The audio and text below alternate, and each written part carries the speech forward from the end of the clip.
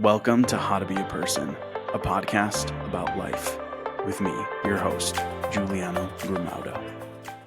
All right, Adam, how's it going, my friend?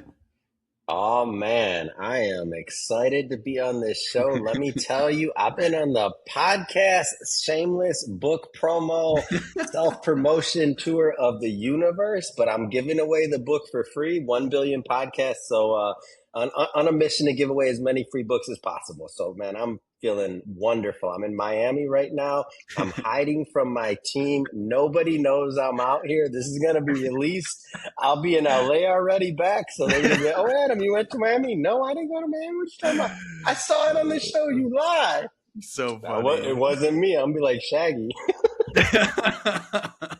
Well, I appreciate you coming on. I'm excited to hear a little bit more about this. Obviously, I'm a podcaster, so hearing that you wrote a book Yeah. about podcasts, I definitely would like to know more. Tell me a little bit more about what you Yeah. do and how you got into it and all that. So 1 billion podcasts, I'm going to tell you how this book came about. It's 1billionpodcast.com, the number 1billionpodcast.com. So I'll tell you how the book came about and why I did it. So first, I'm a pretty seasoned podcaster. I'm going on 7,000 interviews. I've been doing this for 10 years. I host over 15 shows with more in production. So that's what I do. You could say I caught a little bit of the podcasting bug. So that's what I do. That's my full-time job, believe it or not. That's what I do. Wow. So last year, 2025, I started going on shows just like yours. I started guesting as the formal term for those that are listening that aren't in the podcast industry. It's when you start going on other people's shows and, I never did that before. So I never did it. No, I've been, again, going on 10 years, but I never did it because I was always busy recording and I never really kind of then, some people on my team, they're like, oh, Adam, you need to start going to other people's shows and guesting and guesting. I'm like, do I really? Like, I already record enough every week. Mm. Like, why do I need to do that? And then I started thinking about it. And this is really what hit me was a year before, prior to that, or a little bit prior to that, my mom, she passed away and it was very, very unexpected. It was literally those Hurricane Milton, like when that took place, like there were these tornadoes that happened beforehand. And I'm in Florida and she was in Florida, obviously where that took place. And a tornado got her, literally. Like it was freaking nature. There's like 6 people that Wow. passed. She was one of them. I went to the site and it was Wow. insane. When you think about like dramatic, like I'm like, it was like the houses next to her were kind of not okay, but like the people survived. Everything was fine. It was like the tornado just picked up that like house and threw it across the street. It was like God just picked her up. Insane. It made national news. I was in New York Times, CBS, all that. My mom was a little bit of a ham, so for her, she went out on top. No pain, nothing like that. And she was, we're in my household, we joke about these things. So Yeah. I know it's a serious topic, but that's how we grew up, like dealing with pain. As we laugh, we make jokes. Sure. That's what we do. But so after that, it kind of started to mess with my head, obviously. And I'm thinking about like you start thinking about your own life and what you're doing, your legacy, and not legacy from the standpoint of like money and things like that, but the bigger stuff, like what am I doing on this earth, like that kind of stuff. Yeah. And I reflect, and at this around the same time, my team's talking about guesting and things like this. So I'm like, you know what? I'm gonna start going on shows. Let me start pouring back into other people that have supported and or poured back in me that I don't even know. Like, and and I may not need to go on a show at this point, but I want to. I want to help other people. So I go on a lot of shows. I've been on some people's first episode, second episode. They can't believe it. They're scared to interview. I'm like, dude, come on. We're having a So phone call. funny. Chill. It's so funny. All around the world. I did the show. This guy the other day. I think he booked me because he was like, this guy's not going to show. This guy in Africa. He's like, is it really you? Is this AI? I'm like, So dude, it's funny. me. Chill. And it was fun. It was amazing. But so I started guesting on people's shows last year, and I did maybe like 100 spots, something like that, a little over 100 spots last year. And I kept getting this question. There was one central question that just kept coming up, and it was annoying me. I was getting upset. So that's how the book came up. And this was the question. Podcasters would tell me, but isn't podcasting saturated? Aren't there already too many? And so this is the key here. When somebody asks that question, it means, and this isn't negative, by the way, it just means they're a hobbyist. Like they don't actually understand the business that they're in. Now, myself, I'm in the business of it. So I'm looking at the actual numbers. When somebody asks that question as a host, even a very tenured host, Yeah. but most hosts, they're not full time, right? They're not full time. Yeah. They have other jobs, which is very respectable. I started out that way too. I'm not dissing that, but it just means that they're not studying the business side of it, and they just don't actually understand what they have, what's happening in the industry. They're not insiders, and all the information is public, but I say they're not insiders from the standpoint is they didn't take the time to learn the business, like the actual business. So whenever somebody would ask me that question, I mean, it'd be like on maybe 6 out of 10 shows, somebody would be like, is it podcasting? Okay, I'm just doing, but like, if somebody was to start a podcast today, what would they do to grow the show? Because there's so many of them. And I'd be like, dude, there might as well be no podcasts out right now because the podcasting industry has basically not even started. There's so few podcasts, and I'll give you the numbers and I'll explain to you. And in the book, I go way deeper, but I'll give you the thesis. Yeah. And for anybody that's listening, like, listen up. This is your insight for once. You're going to be able to predict the future in a very profitable, money on the table. You can make money, and it's not because it's going into my pocket. I have no vested interest in making you start a podcast, but listen to the numbers and I'll give you the thesis really briefly. So right now there's about 4 million podcasts out there. There's over 100, depending on where you get your data, 115 to 150 million YouTube channels. So 4 million podcasts. Damn. 150 plus million, whatever, depending on where you get your number, YouTube channels. Now, why is that? Why is that? I'm going to give you one thing from the book of why that is, and we can go further if you want to, but I'll give you one reason why.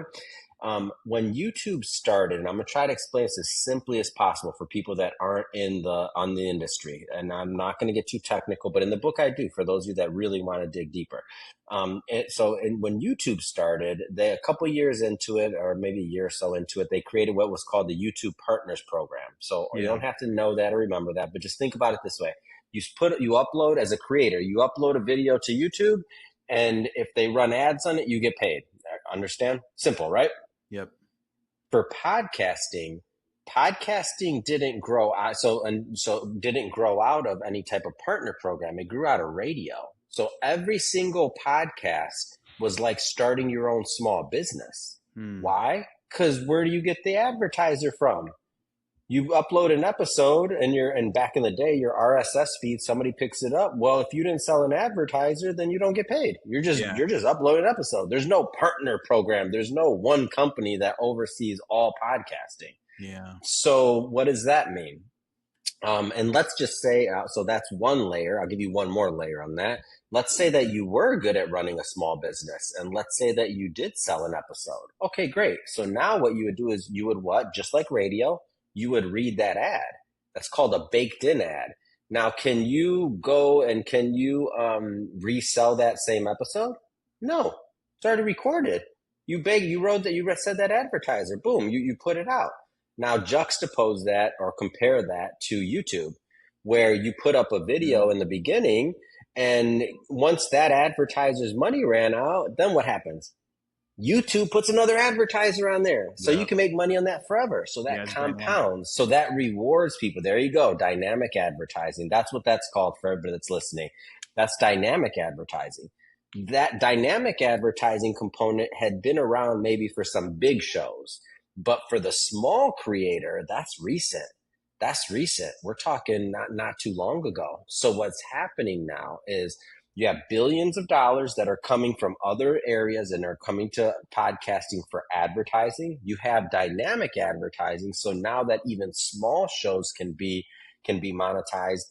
And you also have other countries like Africa, for example, that are being brought online with things like energy at a very low cost through solar companies and other things like that. I interviewed a gentleman who owns a solar company in Africa, and he's talking about the World Bank. I think it's called 300 million or something like that initiative. It's maybe a little bit different, but their aim and goal is to bring electricity to 300 million homes, and they're doing it at under $1 a month.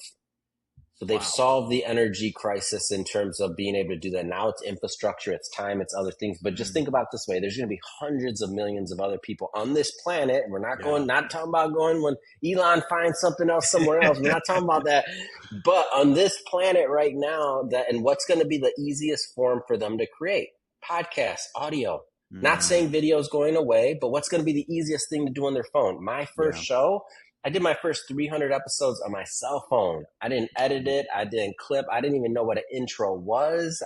You could have called it Adam's recordings with his buddies uploaded and distributed through an RSS feed that he doesn't even know what that is at that time. Yeah. So now when you look at it now let me ask you, if somebody, now that you know what you know based off of us talking, the next time somebody asks you the question, but aren't podcasts saturated? Aren't there too many? You know why? You're gonna be like, "Are you crazy?" Yeah, like, no, what are that you is talking? nuts. It hasn't. So we're like in month 6 of YouTube, Okay. and if you Are you for knew, real? Like the timeline, that's like where it was. Like at 6 months is the same. Wow. between 6 months and a year.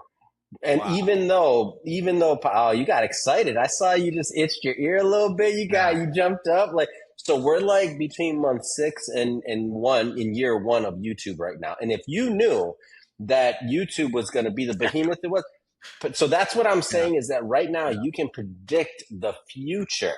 You know the information. Go in my book. This is not a like self-help, and I'm not against self-help. I love freaking self-help books, like Les Brown, like Tony Brown, all that. I love it. I feed off of that. I love it. But this isn't that type of book. This is going to give you the data. This is going to show you other things. And this is going to show you why people quit. This is going to show you, if you are a seasoned podcaster, what you need to know. This is going to show you how I've actually monetized. I don't talk about things that I have not been able to do. So for example, I talk a little bit in the book about affiliate side, but I say in the book, I haven't made a ton of money on affiliate side. I show other things. I show how I've been able to sell millions of dollars through my show, and not based off a CPM, and not, for people that don't know what that is, based on how many downloads you have. Never sell downloads. Like, so I go through all of that in the book. And so that's what that's what the book has. And it really is the playbook of what I did. So 9 years for a little small book, and I give it away for free. I want all the people, like, my hope and my goal is that the other day I already saw the realization of it. It was like a little baby hint of like what I was hoping would happen. Can't make this up. I went to a gentleman's show. He saw me for a second. He's like, "Wait a minute, I know you." And he held up my book and he's like, "Yeah." And then another podcaster told him, "You got to read this." Like, nobody in the industry is talking about this. And I don't know why, honestly. Like, I didn't make it up. I just see it. Yeah. You know what I'm curious of is that you said there's 4 million. Is that what the number was? Yeah, we're depending on where you get your data from, and all of those I don't even think are active. Like, and I don't even think all of those are active. My question is, like, are these even like regularly putting out episodes, or is that just in existence? There are in existence is how I read the data. Like, you get different places, they say different things, but there are some reports out there that say like how many episodes were released. And off the top of my head, I could be off on this, but I'll timestamp this for people that are listening. We're recording this on March 6th of 2026, but I see different data where they're like 250,000, 500,000, 400,000. Like, there's that are episodes being released this week. So it's a little tricky because some people might do a monthly episode, or so there's just different ways to look at the data. But my point is, it literally doesn't matter how you look at the data. There's only 4 million. It doesn't matter if they're in existence. If all 4 million are releasing episodes, if all 4 million are even doing daily episodes, which we know that's not happening, it's still nothing. It hasn't even started. Podcasting hasn't even started. It's kind of crazy to think about, especially because, like you said, if anything, it seems more accessible because you don't have to upload video. It's literally just one form, right? Like, I do video and audio, but you could just do straight audio.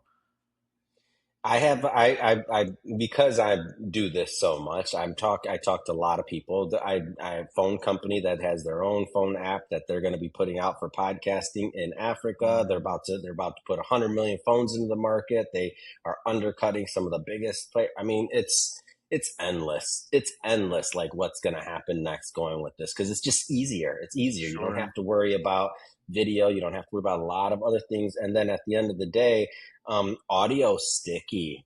Audio sticky. And Mhm. so I don't go too far into this in the book, but if you think about video versus audio experience is passive. You listen to it when you're in the car. You listen to it when you're, working out. You were listen to it. You can, of course. Ah, I'm not saying you can't do it, but just the way we as humans yeah. digest audio is different because your subconscious is literally getting it. Like I tell Yeah. people this all the time. You're like, so one of the things I like doing is I like to study the greats. So I go back and I look at somebody like Johnny Carson. It's like Johnny Carson, you look at him and people, a key thing about him was that he was in everybody's bedroom at night. You were there with your wife and you're sitting in bed, and that was the last thing you watched before you went to sleep. You literally invited him into your bedroom. So now, one step further, we don't really do that too much as a society. Like you're not sitting there like back in the day. That's not the habit. Now Yeah. the habit is you might have an earbud in and you're listening to your favorite podcaster. Yeah. So this might sound a little bit gross here, but it's true if you think about it. So if you're sitting in bed with your wife, girlfriend, whatever, not my business, and you have an AirPod in and you're listening to somebody with one in and your other one's out, and maybe you're talking and you're listening passively, you literally invited that podcaster inside your body. They're sitting in your orifice in an earbud. That's closer than I know that. I know that was good. You're not There's only wrong so though. many. There's only so many orifices. I mean, like I'm not going further than that. But like where you Yeah. put your AirPods is not my business. As far as I know, it's just the ears. No, but I'm you're hoping right. that's all it is. Like Yeah. maybe you put in the nose. I don't know, but it's literally vibrating in your skull. So when Mm. you think about like the way conduction, when you think about the way we absorb audio content, it's unlike anything else. And we don't actually even still understand all of that and what those implications are. So your brain's being rewired for that vibration that's going through your skull through that podcaster's voice. Yeah. Insane. Yeah. You know what I'm curious of? So for you, when you talk about monetization of podcasts, is the route that you mainly talk about like sponsorships and like ads? No, no. No. So I Okay. go, That's I actually go in order. I go in order. okay. And so I also put the entire media industry on blast, which by the way, to be clear, I have a PR agency. We have clients here at Mission Matters Media that have reoccurring revenue. But I want to explain a concept to you now that the media insiders won't be happy about this for sure. Okay. And the people that are fighting it it's really just in the old regime and the old guard. So Okay. there's this concept called paid media and earned media, which Yeah. is the biggest ridiculous like thing that's ever been created. So my background, so Yeah. just so you understand my background, what that's done is just to fool people. Yeah. My background is finance. When I was in finance, I managed a little under $200 million. I was in that business almost 14 years. When somebody wanted my time to do a financial plan for them or manage their money, I got paid, right? Hmm. When I go to my dentist, I pay them, right? When I go to my lawyer, does that phone call cost me? No. I mean, when you go to your lawyer or you go to any of these people, do you have to pay them? Yeah. Of course. Like that's just Okay. expected. It's Yeah. obvious, right? So Yeah. because I didn't come from media, I wasn't miseducated. I go through this in the book. I wasn't miseducated by the system. Here's what media says. Media says if you pay the show, then that's a pay to play, and the show is doing something maybe that's not right. Like, oh, they accept Mm. anybody, or oh, this or that, or oh, that's a pay to play show. They put this like stigma on it, right? On Mm. my end, I was like, I didn't start charging. So when I was in this business, just to be clear, I didn't start charging guests. I was like, oh, it wasn't supposed to be a business. I was just inviting on buddies, other people. I still had another business at this time. Yeah. But when I started inviting people on, there was a point when there was so many people that wanted to come on the show. I was like, man, I can't pay for all these episodes and all this. Like, it's getting expensive. I Yeah. was doing 70 episodes a week. Damn. My record is 91 episodes in a week. That's So insane. think about the cost though. Yeah. Hey, it's Giuliano. I'm just popping in here to say how much I appreciate you being here listening and that I hope you're enjoying the show. The more support that the show gets, the more episodes can be produced. If you can only support by sharing it with others or leaving a review, I appreciate that so much. But if you're the type of person who would like to support the show directly, you can do so by visiting howtobeaperson.co and click support the show, or just click the link in the show notes. Every bit of support means the world to me, and no matter how you choose to support the show, I appreciate you being here listening. I love what I do, and it's because of people like you who listen to the show that I get to keep doing it. Thanks again so much for being here. All right, back to the episode. And all I was doing is just being a nice guy. Like, hey, I don't want to so then I was like, you know what? I'm going to put a fee on this. Wait, that's when you were doing it for free 50. that you did 90? Yeah. Oh, wow. I'm doing that. I'm bankrolling that. Yeah. Because I still have another business, so I'm just doing it, right? So I'm just like, let's go. And I'm doing the service. I'm loving it. I'm like, this is great. We don't have it all. So then I put a fee on it. It was something small, 25, 50 bucks, whatever it was. And then people started like miseducating me. Oh, I don't pay to come on shows, or especially the PR people. The PR people would be like, we only do earned media. And I was like, I still remember my conversation at first when I was like, well, what's that? And I'm like, and they're like, oh, well, we don't only do earned media. And PR person's explained to me. And I was like, wait a minute. So did you get paid? And they're like, yeah, well, we're on a recurring. I said, wait a minute, hold on. So you get paid by your client to sell me on why they should come on my show for free, but you got paid, right? I said, did money come out of the show, out of that client's pocket? They're like, yeah. I said, so you're not a nonprofit. Like, you're not like, I said, so, and for anybody that's listening that doesn't understand, I hope you feel really ridiculous if you're listening to this right now and you're thinking about, I don't pay to come on shows, because it's ridiculous. But especially if you pay a PR person, because that means you've been duped. That means somebody taught you that, oh, you pay me, I'm going to go get you on shows for free. Money came out of your pocket. You paid them. What are you talking about? Like, they're not working for you for free. The concept of earned media, where it came from, and I'll tell you the dinosaur relic that it is, where it came from is once upon a time, media was very fragmented. You might have had a local journalist that would come out to your local Rotary or something else, and they'd come and cover the story. Guess what? That doesn't exist anymore. That hasn't existed in a long time. Local media, as we know, it's gone. Everybody on local media is reading the same script. Have you ever seen those little things that are online where you can see that local media is controlled by the same thing, and all the anchors, all the people are reading the exact same script in every single local market? So you tell me, there is no local media. Nobody cares about you. They care about what Elon Musk is doing. So that being said, and why? Because that's going to get more clicks, and that's going to get more ad revenue, and that's going to be the status quo. Or they care about being polarized. What's Donald doing? What's the president? What's going on here or there? They don't care about you. So now when you think about that, local media doesn't exist. So you still have an entire media industry that's telling people, and people are bought in because they're not educated, that, oh, I don't pay to come on shows. I'm not going to pay to come on a show. Why? Because I only do earned media. Earned media, nobody cares about you. I'm sorry, you're not Elon Musk. Get over it. Period. Interesting. So that doesn't even exist because those journalists are no longer there. And the journalists, I can't give you an exact percentage, but the journalists are freelance. When Hearst fired all those people way back when, look it up if anybody wants to know, and made all their staff, basically, I don't know what the amount was, but 90% of their staff was now freelance workers, and they weren't on staff anymore, and they changed the entire publishing industry. All of media changed too at the same time. So that doesn't even exist anymore.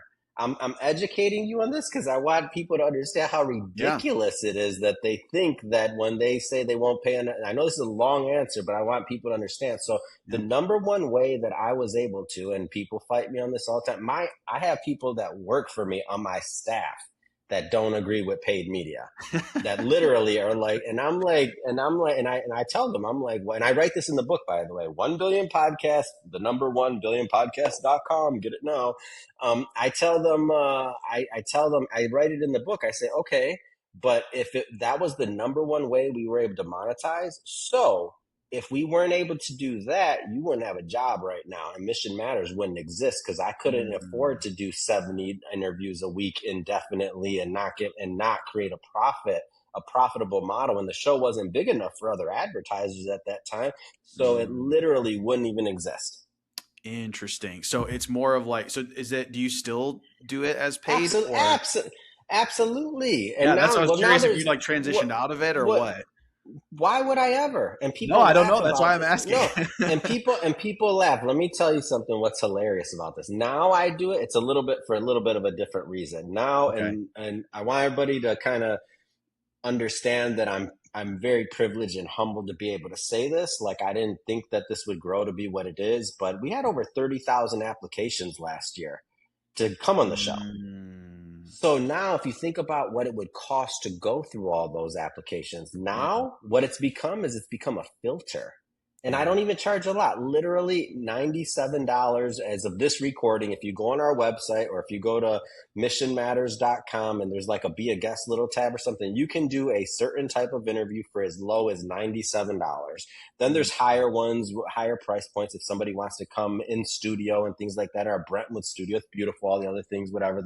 There's different price points, but just to understand, like, if somebody comes to my platform, they're like, I don't pay, or I don't, I nine, it's dude. Okay, so you got $100 million company, you have an exit, you've done this, and break up. I don't even want to know you if you're not willing to. I go to mm, lunch with my buddy, and I'm like, I got the tab. Like, what are you yeah. talking about? Like, I wouldn't even just for me to. So when I say that, it's a filter because Yeah. I don't want to be around two type of people. I don't want to be around people that always want something for free, or people that are cheap. I'm good. So I have a No question. When you freepos, said, no freepos, no cheapos. I'm good. You can yeah, go and do whatever you got to do. when you said 30,000 applications, is that with like the knowing that Inquiries. it costs In, money? that's all of we got. They come from everywhere now. I've been Oh, doing this okay. a You're saying long like a time. cumulative from every. Okay, okay. I was just curious. Like I'm like, oh wow. Everywhere, But still, yeah, that makes sense. Even Well, I mean, you at a can't do clip. 30,000 episodes. At a clip of that, I'll do close to 2,000 this year, just for some Yeah, context. yeah, So yeah. I'll do close to 2,000, and that's an enormous amount of. This is another thing on our FAQ section on like the landing page. We explain that in a very tasteful way so that Mm, somebody understands that I'm not. You're not paying to quote unquote talk to Adam, or because Adam thinks he's a celebrity or this special person. No, I'm doing 1,500 to 2,000 episodes. You know how expensive that is? You know our staff? Like, what do you, this isn't yeah. some guy that's just going on there doing one episode a week and schlepping it, trying to make an extra $100. What are you talking about? Like, no, Mm, this is a production. And if you look at our numbers and reach and everything else, and if you have any concept of media, you understand it's not pay to play because there are resellers of this that are in PR and other things than that charge 10 times as much for the same exact thing mm. to come on Yeah, our show. I know yeah. some It's kind of PR crazy. people in New York that are charging $5,000 for a spot. I don't know this. I see it come afterwards. Then I look at what they charge. I see Um, everything else, and I'm like, oh wow, that was a good, $4,000 profit for them. yeah, that's kind of crazy to think about. Like that they're, yeah. I That's have, the actual market. That's the yeah, actual market for. So when people really dig, and if they have any concept of what I'm talking about, it's unbelievable to them at that point. yeah, They're like, yeah. "What?" And then they understand the real service we're doing. But we Hmm. created that much value, that reinvestment, all the other things there. For some context, we'll invest 250 grand into our tech and website this year to increase the reach for our guests that come on. Yeah, So if somebody tells me they don't want to spend a couple $100, no cheapo, no freepo, I'm good. I spent yeah. a lot of time on that. I'm happy to answer any more on it, but there are some other ways too if you want to get into monetization that we Yeah, have. we can hit them. I'm not trying to rush it though, but I'm just letting you know. Like, No, no, let's do it. Let's hit on a couple other ones. I was curious, and let I have a me let couple me other give you the questions. But second one. I gotta. Oh, start with your question if you want. Whatever, it's all no, good. no, it's in another Okay, direction. That's why I was. let me give you another one because this one is this is going back to like I want people with their shows to think about how they're adding value. We don't create here. We don't create. And when I think about things, I'm not creating to say, how can I charge people money? I want to see how I can add value. So a second Yeah. trend that I noticed was going back to the fact that there is no more local media, period. They're all reading the same scripts. There's not, and I shouldn't, okay, there's a couple of journalists out there. Okay. Sure. I don't want to disrespect anybody's work. Like there are some people out there doing some good work. Okay.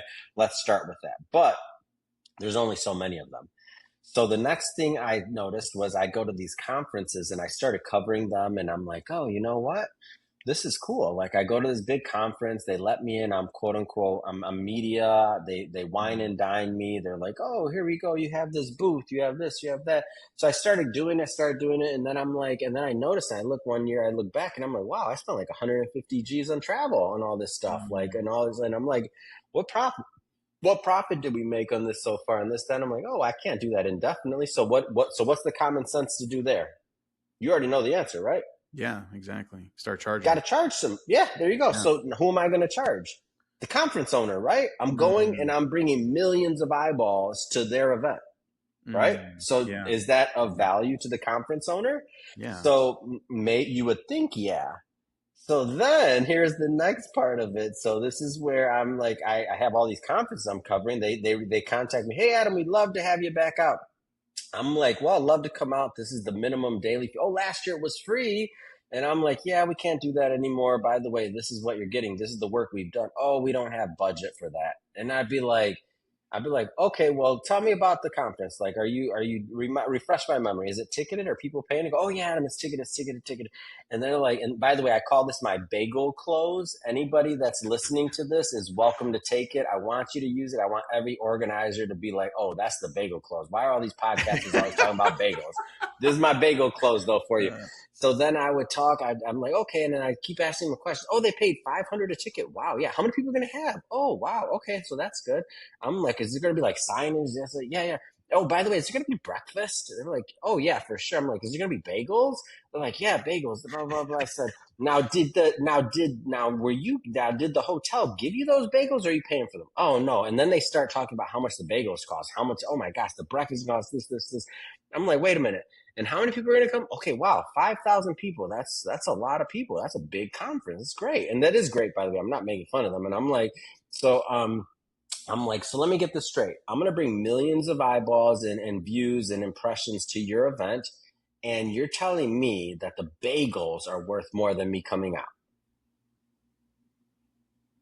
Then just shut up.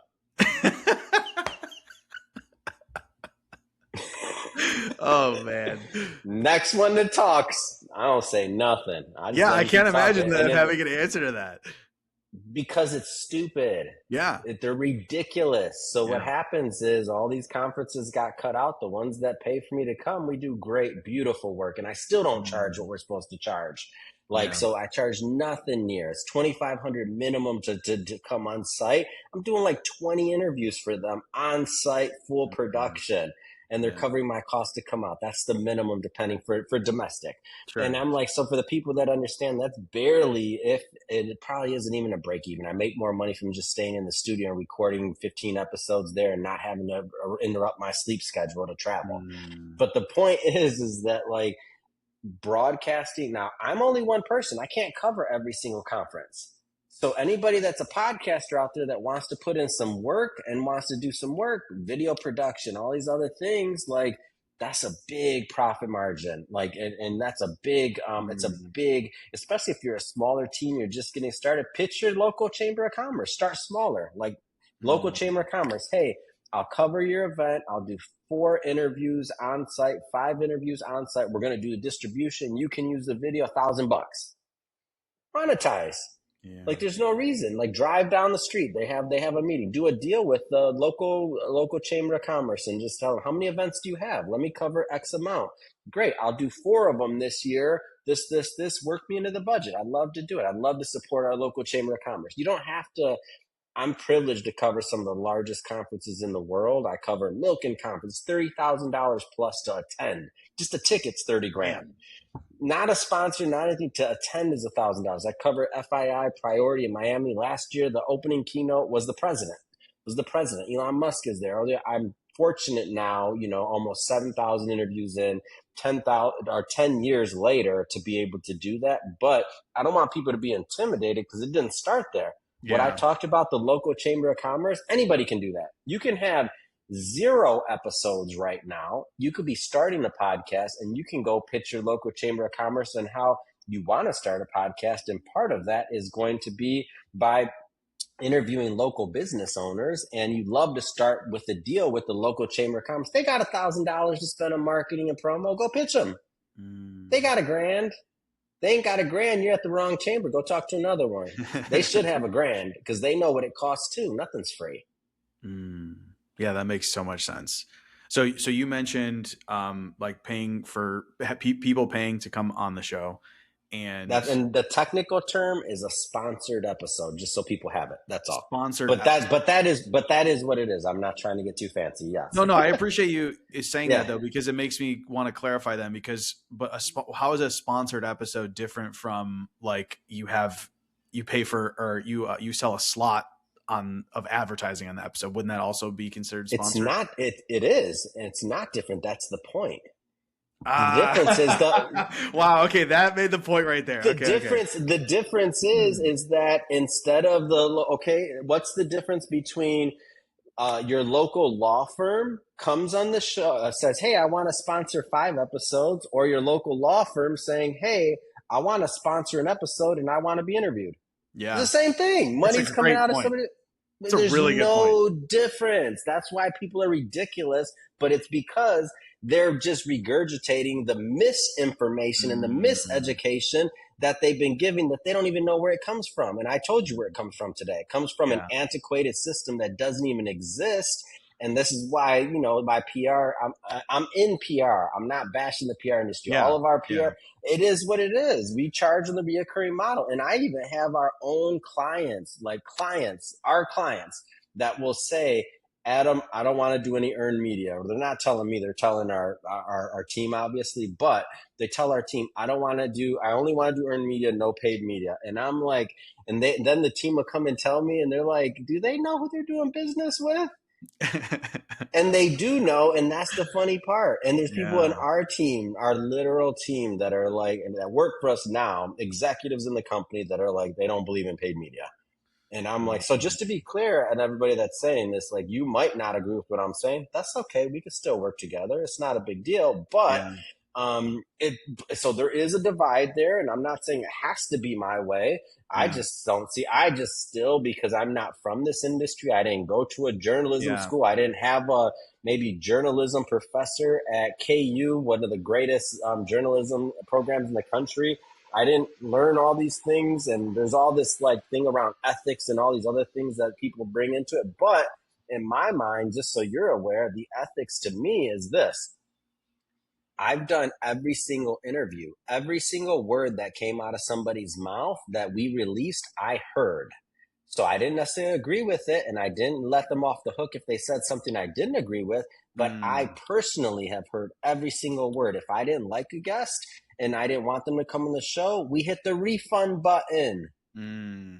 I'm not desperate for $97 or $100. That doesn't matter. Like, there doesn't have to be this dividing line of like where I'm trading my ethics because I'm charging. No, there's a lot of amazing guests that are willing to pay. This is a free country. This is our privilege to be able to do that. If somebody's coming on the show you don't agree with, if you're accepting the money and doing a bullshit interview, that's your problem. That has to do with you. That doesn't have to do with the concept or the model or the system. Those are two different things. Yeah. And you can do that in anything. Because if you think that these major publications don't have writers or people like that accept money and that put articles, I was like, come on, we're not stupid. Like, it's ridiculous. And even if you go to a layer deeper there, an athlete goes out there, something happens with them, and all of their sponsorships dry up or their endorsements or stuff like that, and they haven't been convicted of anything. They haven't been like prosecuted in the court of law for anything, but a story came out, and all of a sudden the brand can't take the heat, and it doesn't look good for their brand, and now millions or hundreds of millions of dollars can be taken away from that athlete and or celebrity. How is that system of peer pressure any better? It's the same thing. But why does that person get a pass, but then the small business owner, which I'll put us in that camp, Why are we trying to hold ourselves to some supposed game with these other people that are playing on a whole different thing? When Yeah. we're trying to grow our shows, be good people, and support our communities. Yeah. Well, it's See interesting what the you said about coming from somewhere else, and like that's why you didn't accept what was already there. And I think that that in general is just super valuable. Like I think having someone who has no familiarity with with any topic, right? But specifically in this case, the model of how you run podcasts, it's like that's insanely valuable to be able to look at it and be like, well, that doesn't make sense. And that doesn't make sense. Why would I do that? And it's like obvious that, that's It's silly when you think about it, yeah. right? Yeah, it And really then is. when somebody and then it becomes I always tell people I'm like, and this is a lot of people make decisions, myself included, and if you really off of misinformation, and if you go back to the root of where you got that Mhm. information, it's like, nah, that's like, okay, who fed me that misinformation? Wait a minute. I remember when I was a kid, or we can go back to like when on TV, before we were talking about like, this is your brain on drugs. Before we knew that neuroplasticity existed, before we knew that your brain can heal itself, before we knew that you can form new cells, before we knew all these other things, we thought that you were limited and stuck, right? Mhm. So Yeah. now that changed. But if Yeah. your grandma told you 50 years ago or 30 years ago something, and if you're still going off that information, that bless that grandma's heart, that's the best she knew, that's your bad. Yeah. Like So grandma true. didn't do that on purpose. She gave you the best advice she could out of love. But Yeah. now if you are still going off that advice or off that misinformation or miseducation, that's your bad. If you don't have life insurance or you've been meaning to update your coverage, this is your reminder. I have my own policy because I want my wife and son to be taken care of no matter what. And if you're responsible for anyone, it's one of the smartest things you can do. Go to life.howtobeaperson.co or tap the link in the show notes to get covered. All you have to do is fill out the short form, and a trusted agent will reach out and help you figure out your options. All right, back to the episode.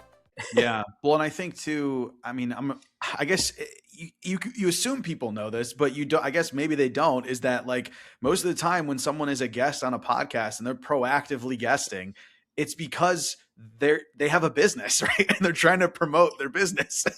And so it's like, well, duh, like of course it makes sense that you would pay for advertising. Just like it's so funny, but I'm sure you saw it on my face, but like Mm. that was the light bulb moment for me when I was like, well, what's the I difference love it, man. between someone coming And on a this podcast? is why I Yeah. guess now. This is why I guess now, because I'm not claiming I'm a huge part of your journey, but my hope is that like other podcasters like Yeah. me just Yeah. giving you this like to understand, and then another piece in the book that I do want to like, going back to the host and what I hope happens with hosts, is I break down all the way up to the point of longevity as a host, and how to start thinking not Mhm. in years but decades or even a lifetime.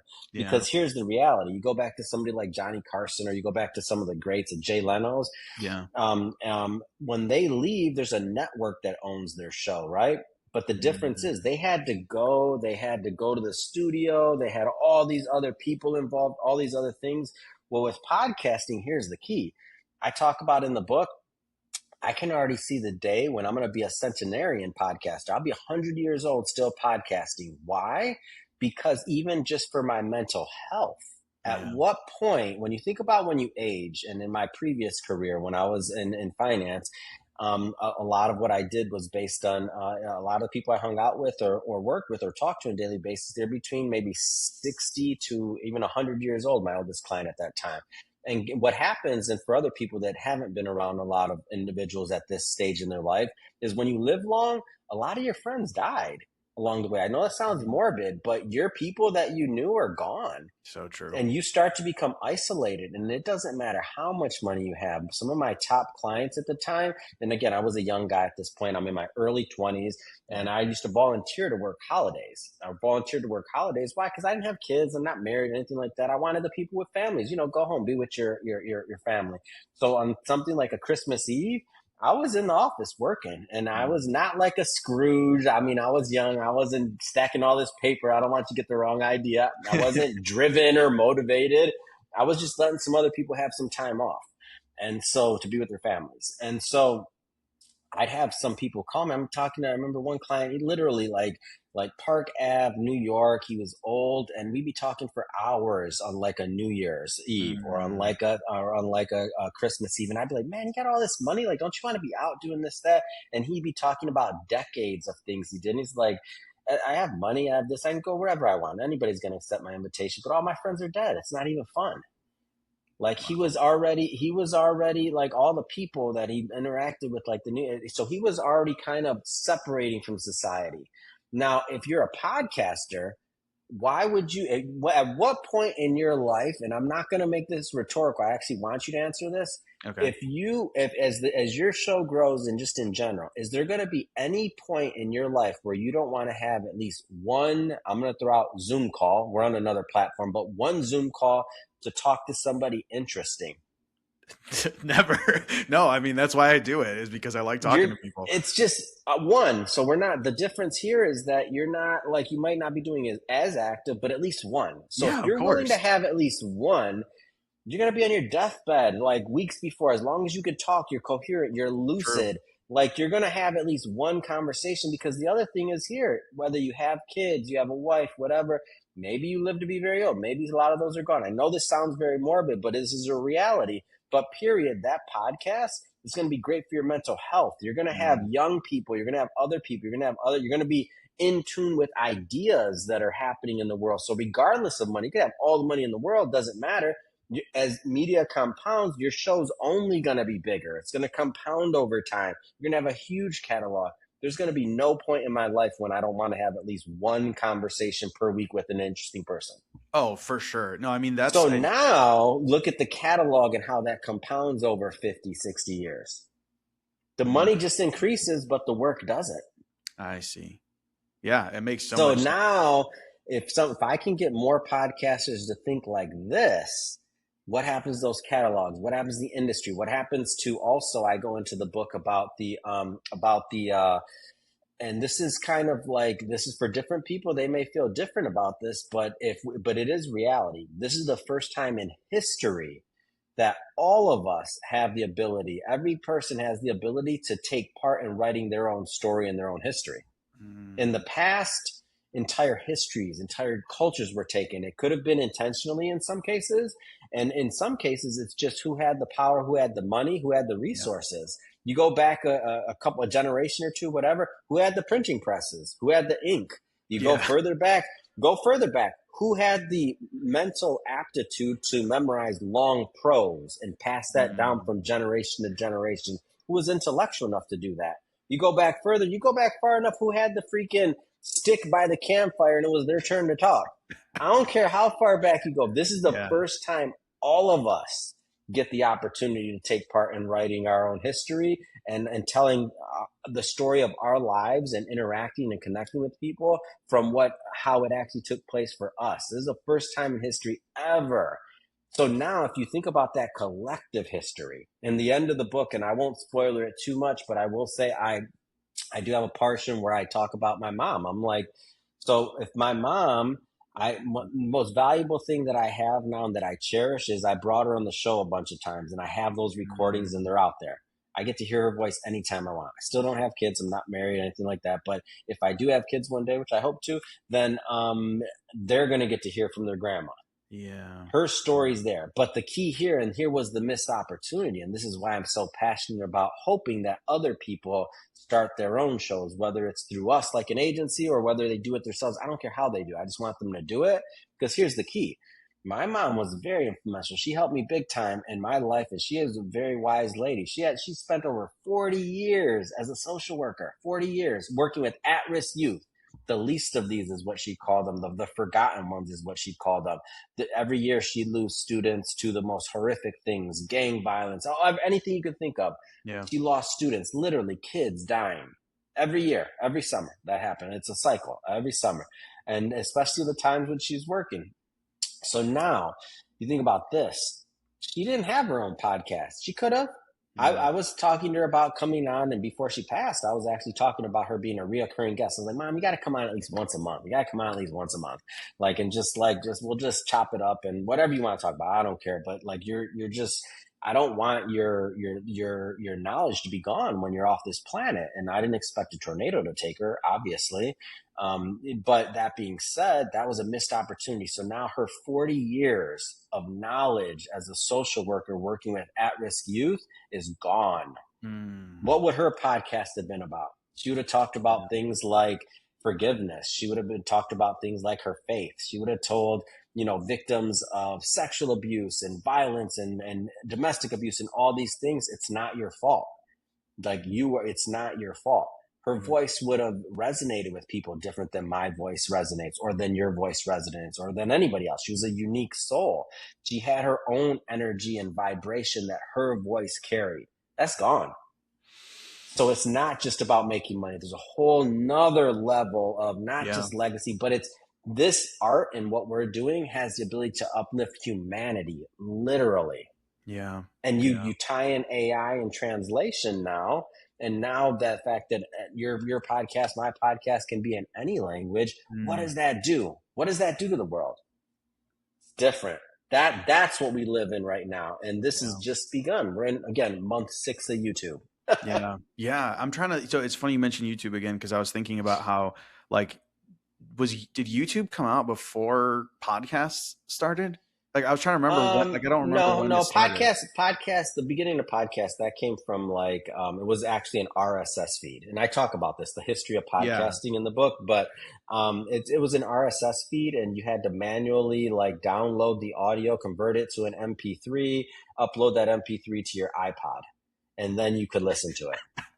So it was Yeah. like 3 or 4 steps, and kind of like the audio files are the only ones that were kind of in on the know, or like, so that's the early crude days, but that's my point. It grew out of radio. It was never not like a platform. Where it really started to grow was Yeah. when Apple, and that's why Apple still has the Yeah. majority shares, when they made it easy on through iTunes for people to like download it without having to do all that manual process, and because they had the Yeah. iPods and all of that in the beginning. So that's where it kind of all started. But so it's been around a long time. And for everybody that's listening to, just so you know, especially for those that are like, why does he keep on mentioning YouTube? You can do podcasting on YouTube. You are correct. Podcasting is allowed to be on YouTube, and it does. They do pick up RSS feeds, and it will create a podcast channel for you on your YouTube channel. That is correct. So I'm not against YouTube. It's just more Yeah. proof Yeah. to Yeah. what I'm saying, in the book, which is that it's only going to continue to grow. Yeah. Well, I was thinking, I'm like, what is it that, like, you would think that there would be more podcasts than YouTube channels, because you go, well, it's less that you're capturing, right? It's just audio as opposed to audio and video. No, it's You're it's like, the dynamic. It's the dynamic advertising. I gave you the reason. Think yeah, about yeah. if you Well, were like all of the small. It's kind of, if you think about it this way. So when you were a small creator on YouTube and you see pennies come in, now it's a little bit different. YouTube, you mm, have to hit metrics. You have to have 1,000. Don't quote me on this because this all changes all the time. But let's yeah, say you have to have 1,000 subscribers, 4,000 hours of watch time, blah blah blah. Very hard to monetize on YouTube for a small creator now, but they're so big, and because it's the number 2 search engine as of this recording, because it's so big and it's feeding all the AI, you need to be on YouTube just because they already monopolized the market. Period. You just need to be on there if you want to be found, right? But juxtapose that to let's go back to the early days. If you were just starting out and you were to upload a video and you saw a couple pennies hit your bank account, you'd be like, "What? yeah, What?" And they yeah. paid the best too. So It's a now good let's say point. those Like pennies TikTok. let's say those pennies turned into dollars. Then let's say those dollars turned into $100. Then that $100 turned into $1,000. That's where you have professional YouTubers building the platform that never planned on being professional YouTubers. They were getting paid. So you had a bunch of people that were super hobbyists that turned into professionals carrying the industry, bringing all these eyeballs. And now you had people that were aspirational Mm, to try to emulate. But in that whole time you're trying to chase them, you're making pennies, you're getting $1, you're seeing that growth. So you're staying hooked in the game that never existed in podcast. That's why. yeah, And yeah, now you have that all around the world, by the way, and it's all around the world. So in all yeah, different, on the different languages, because that didn't exist, you had people that started had false expectations of growth. I talk about this in the book, by the way, about like how to manage your expectations and what you should expect. It's a big, big part of the book, and how not to quit and how to stay in the game. So now let's juxtapose that and say podcasting. You start your podcast, you have this amazing idea, and then you're like, oh my gosh, this is the show nobody's ever done in the history of the world. You put it out, you tell all your friends, you tell all your buddies, you get 50 downloads on it, and you're like, and you get 0 pennies in. It's hard. And then you're like, that was fun, but I had a podcast. And so you had a misunderstanding of what it was supposed to be because you didn't even understand the business. You just thought it was a cool new toy. You started it, whatever. And then boom, you just like, nobody listened to it, whatever. This is hard. And it's, maybe the technology was also harder to edit and things like that back in the day before AI, before all the new tools. So now you're spending 10 hours a week on releasing an episode, and you're not making any money, and you see your downloads go down, let's say, on an episode. Oh, God forbid. You're out. And you got your wife nagging you, your friends are like, what, do you still mess with that little podcast? What are you doing? It's just hard. It's just hard. No matter, it doesn't mean that your skill set or your liking to talk people or interview people like decreased. It just means it's hard to stay in the game, and you don't have necessarily a community. All these communities didn't exist back in the day, right? Like the communities and all that, it didn't exist. So you add all those things, and you're a lone wolf, and people barely know what a podcast is, right? What's going to happen? Yeah, it makes That's what happened. That's what happened. So there's nothing other than that. If you juxtapose that, let's say that podcast was, let's say if you were to like juxtapose that and say like there was a partner program, all podcasting was under Apple back then. Yeah. Let's just say that Apple created a partner program, and now all of the podcasts were not only hosted there, but Apple was selling advertising, and they had an Apple Partners program and this and that, whatever. I'd argue there'd be more podcasts right now than YouTube channels because audio is easier. So there could be more right this moment if Apple had done that in the past. Yeah. But they didn't see it. Who would have saw it? I wouldn't. Nobody knew. But by the way, nobody knew YouTube was going to be as big as it was. In the beginning, you couldn't even upload a video. Don't quote me on the amount because I'm not looking at the book. But I think in the beginning, you couldn't upload a video more than like 5 minutes or something. It was something weird. Like it was a clunky platform. It didn't work. Nobody knew even why to upload a video. There was nothing. It was just like this little website that you could upload videos on. That was it. And share with people. That was it. So nobody knew it was going to be this. Yeah. Yeah. It makes me think about like TikTok because they started paying people, and that was, like you said, it's like everyone flooded there and it's like making all this content and all. Yeah. It makes a lot of sense. Yeah.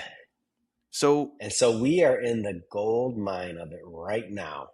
Yeah. This is especially with AI, everything else that's happening right now, this is the time that people need to be starting shows. If they ever wanted to, they're on the sideline. They're like, now, start your show now. And some people, there's some haters out there, they'll be like, oh, well, Adam, there's already 4 million. I'm like, did you hear me? It's over 150 million YouTube channel. Chill. Go start your dang show. Rewind this. Listen to it again. Yeah, it makes you wonder if like anybody. Well, I know that there is. I think Buzzsprout might be the one that is allowing like dynamic ads on. Man, there's so many. Is there really? Many. I don't. Yeah. There's a new one popping up every day, and to think that even what we're using right now with AI and how easy it is to build now, developers, no offense, but a lot of them misplaced in work and other things like that. Yeah. The creativity of what's going to come out next, it's endless. It's endless. It's endless. Yeah. It's going to make it nothing but easier and easier for people. Yeah, it's so true. It's so true. Well, Adam, this has been a really awesome conversation, man. Like I feel like I've learned so much, and I'm sure everyone listening has as well. And I know you mentioned it multiple times, but just as at the end of the episode, you better number 1 billion podcast. By the way, it's free. I'm like, go get it. It's free. Like, don't monkey around with this one. Like, this is one of those that you're gonna regret because your buddies are gonna be like, man, have you read that? Whatever. This guy's weird, but we like it. And he's speaking our talk. Like, just don't fight it. Go get it. 1 billion for the number 1 billion podcast.com. Also connect with me if you go on Instagram, you'll see content there for that. And also the link on Instagram, Ask Adam Torres. Easiest way if you got a show, you want to pitch, a book idea, something else you want to connect, Instagram, Ask Adam Torres.